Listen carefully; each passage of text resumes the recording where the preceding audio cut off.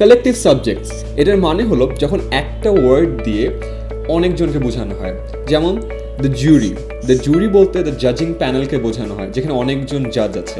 আমরা প্রথম সেন্টেন্সটি দেখি, the jury is arguing over several issues. Argue করা মানে ঝগড়া করা, তার মানে জুরি কিন্তু এখন একটা ডিসিশনে আটকায় নেই, জুরি এখন বিভিন্ন ডিসিশন নিয়ে আর্গু করছে। তার মানে দ্য জুরির কিন্তু এখন সিঙ্গেল এন্টিটি না, এখানে মাল্টিপল এন্টিটি হিসেবে কাজ করছে। তো জুরি যখন মাল্টিপল এন্টিটি হিসেবে কাজ করে তখন এখানে ইজ হবে না, এখানে হবে হলো আর, কারণ এটা যেহেতু প্লুরাল হিসেবে কাজ করছে এটাও প্লুরাল হবে।